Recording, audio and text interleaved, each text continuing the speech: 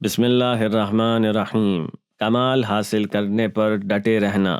کمال حاصل کرنے کے راستے میں انسان سازی کے جو اہم ترین طریقے ہیں ان میں سے ایک سلوک یعنی روحانی تربیت کی راہ میں پیش آنے والی مشکلات سے مقابلہ کرنے کے لیے ڈٹ کر کھڑے رہنا ہے۔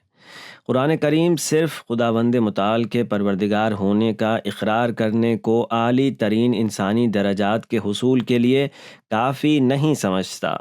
وہ چاہتا ہے کہ انسان محدود وسائل کے ساتھ مشکلات کا مقابلہ کرتے ہوئے اس طرح مقامات عالی کے حصول کے ہدف پر ڈٹا رہے جیسا کہ حقیقت کو جان لینے والے اور اس کے راستوں پر نکل جانے والے ہمیں بتا گئے ہیں۔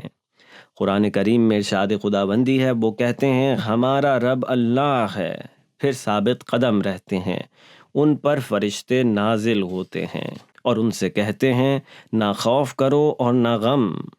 سورہ فصلت۔ ایک اور آیت میں اللہ تعالیٰ فرماتا ہے کہ معنوی حقیقتوں، اللہ تعالیٰ اور اس کے معصومین علیہ السلام کی ولایت سے فیضیاب ہونا اس بات پر منحصر ہے کہ بندہ کس طرح راہ حق اور صراط مستقیم پر قائم رہتا ہے۔ سورہ جن میں ارشاد خداوندی ہے اور انہیں یہ بھی سمجھا دیں گے کہ اگر یہ لوگ اسی راہ پر ثابت قدم رہتے تو ہم انہیں وافر پانی سے سیراب کرتے۔ شیطان پہلے مرحلے سے ہی یہ چاہتا ہے کہ انسان حق کا انکاری ہو جائے، اور اگر وہ اس بات سے انسان کو ورغلانے میں کامیاب نہیں ہوتا تو پھر جھوٹی خوبصورتیوں کی چکا چوند سے انسان کو ایمان کے راستے پر آگے بڑھنے سے اسے روکنا چاہتا ہے، یا اپنے فتنوں سے وہ حق کی عملی مخالفت کے طریقے پیش کرتا ہے۔ شیطانی طریقہ کار یہ ہوتا ہے کہ بندے کو بالکل بھی حق پر عمل پیرا نہیں ہونے دیتا، اور کبھی بندہ ایسا کرے بھی تو اس روش پر بہت زیادہ اس کو قائم نہیں رہنے دیتا۔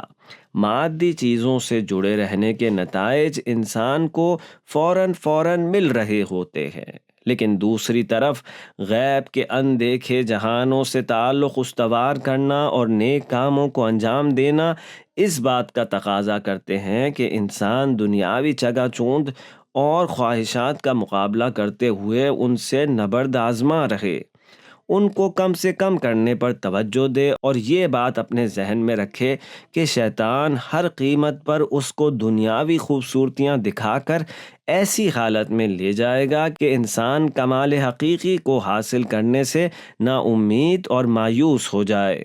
مایوسی و نا امیدی ایک ایسی آفت ہے جو حق کے متلاشیوں کو ہمیشہ سے ڈراتی آئی ہے۔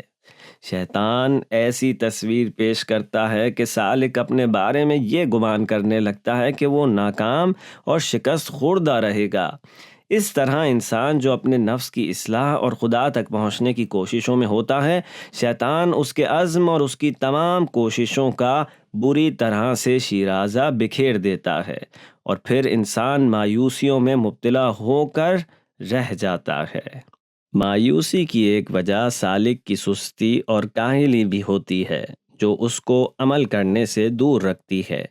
اس حالت سے بچاؤ اور اپنے ارادوں پر قائم رہنے کے لیے ضروری ہے کہ سالک امام علی علیہ السلام کے اس فرمان پر گہری توجہ دے جس میں مولا نے فرمایا، مومن آنے والی دنیا یعنی عالم آخرت کی طرف متوجہ رہتا ہے اور اس ختم ہو جانے والی دنیا سے کوئی دلی لگاؤ نہیں رکھتا۔ سستی اور کاہلی اس سے دور ہی رہتی ہے اور وہ ہمیشہ اطمینان سے رہتا ہے۔ مومن خدا کے کمال حقیقی پر کامل توجہ رکھتا ہے۔ کسی اور کی جانب راغب ہونا اپنے لیے ایک عیب تصور کرتا ہے، اور جب بھی اس کو رکاوٹوں کا سامنا ہوتا ہے کہ جس کے باعث اس کی کارکردگی متاثر ہونے لگتی ہے تو خدا کی جانب متوجہ ہونا اس کی امداد کرتا ہے، اور وہ راستے کی رکاوٹوں کو دور کر کے آگے کی جانب بڑھتا چلا جاتا ہے۔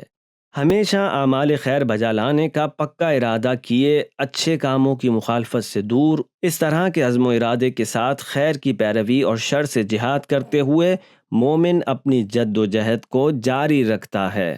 امام علی علیہ السلام فرماتے ہیں، پختہ عزم اور مضبوط ارادے کے ساتھ کاہلی کے خلاف اٹھ کھڑے ہونے میں مستقل مصروف عمل رہتا ہے۔